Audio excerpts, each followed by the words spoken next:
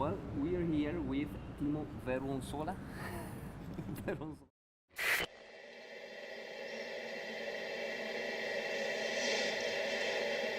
My name is Timo Vuorensola. I'm a citizen of Finland. Today is May 14th. I have been treated well. I appear in front of the camera out of my own free will, and I have not been forced to do anything. Some tips. What to do, what not to do.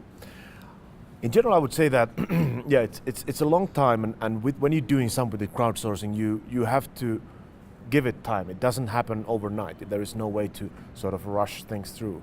It takes time to build an audience, and once you have an audience, then you can start crowdsourcing and crowdfunding.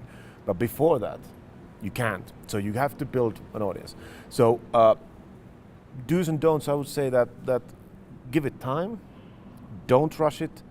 Don't start asking people money until you have a good community. And know what you're asking and know what you're doing with it, and be always transparent. Be honest and transparent with the audience. How important is to have something to show that community? It's very important because, especially nowadays, it's not enough just to go and say that I have the coolest film in the world, because everybody does. You know? Everybody has the coolest film in the world. The only way to really prove it is to show, actually, this is the kind of film that it is. And it doesn't have to be like a professional high quality material of the film, because you don't have the money to do that before your crowdfunding. So you have to do something, but you can see the talent, even if it's something you shoot with your iPhone, you can still see if there is talent behind it. And people are interested in talent. They will support if there is a good idea and there's people behind it who seem to have an idea what they're doing, even if they don't have the money right now.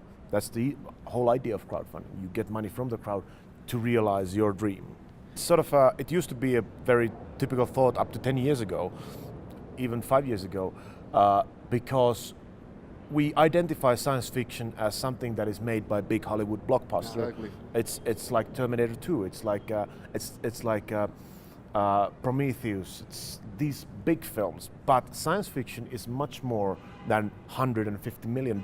Science fiction is it can be shot with absolutely €0 if you have a good idea, good, clever science fiction idea. Something that is scientifically impossible, but could be possible.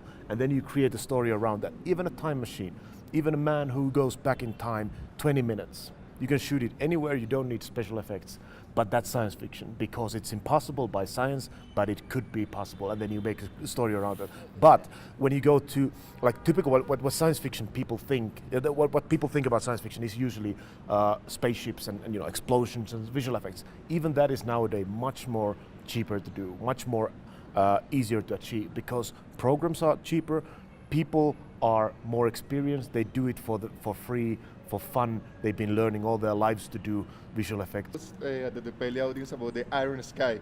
To tell the people, is the main idea is a group of Nazis that fly after they defeat in the war, fly to the moon, and they come back, and that's the main idea of the movie? That's basically the idea. That the pitch of the film is that in 1945 the Nazis went to the moon, and in 2018 they're coming back.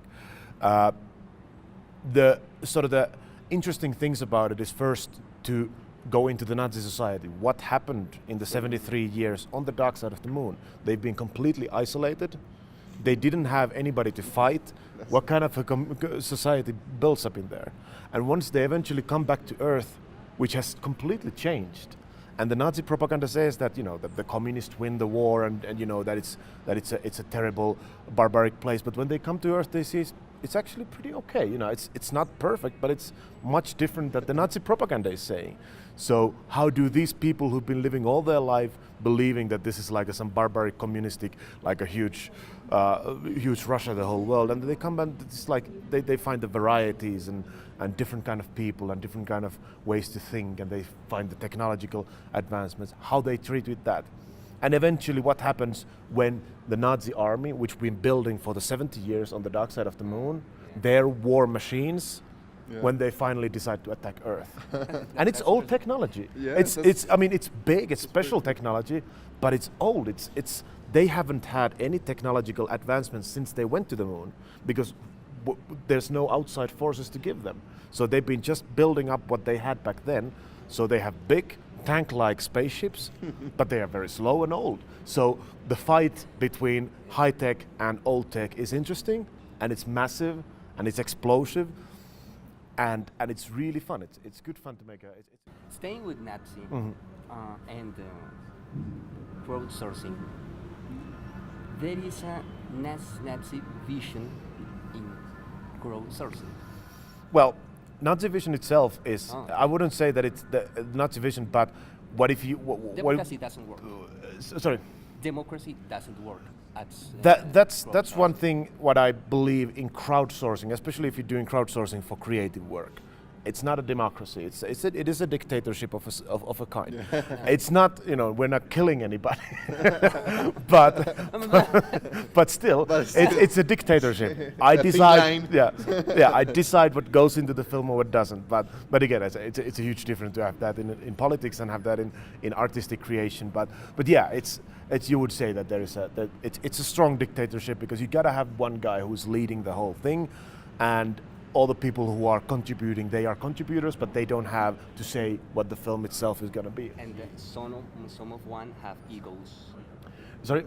Some of one of that crew has his own egos. Yeah, sure. To have to manage everything. Yeah. So, but yeah, and but when you have a large crowd of people, there is different kind of people, different kind of egos, and it doesn't work for everybody. Crowdsourcing is not for everybody. Some people want to do their own stuff, want to have all the control to themselves, don't want to have anybody, anywhere affecting it, and some people do.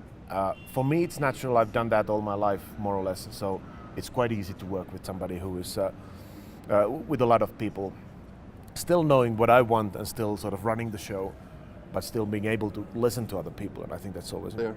Talk about a little about the game, the video game, about the movie. You are involved, or you just simple give the idea and that's it?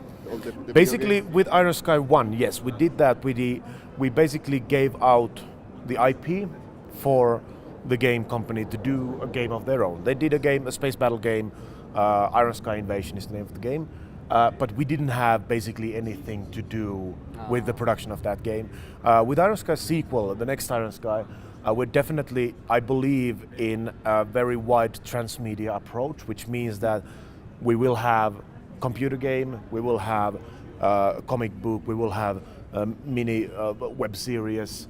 All of these things build around the franchise of Iron Sky and everything connected directly. The thing with the game was that the game came after the film was after the film was done already, so it was sort of like there wasn't a possibility for interaction there. But with the next one, we're definitely going to do more deeper interaction and start building. This one is a message to the community of the Peli. My name is Timo Vuorensola. I am a science fiction filmmaker from Finland. And I made a film called Iron Sky. Go and see it wherever you find it. Check it out. I also made a film called Star Trek before that. Go and get it. It's also great. But Iron Sky is the one. And support Iron Sky. Sequel, we're working on it. It's called Iron Sky, The Coming Race. Rock on!